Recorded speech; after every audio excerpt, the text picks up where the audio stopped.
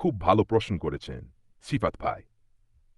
আপনার প্রশ্নটা হচ্ছে ইব্রাহিম যদি মুসলিম অর্থাৎ আল্লাহর উপাসক ছিলেন, তাহলে হিন্দু ধর্মের জন্ম বা তার প্রাচীনতা কিভাবে হলো?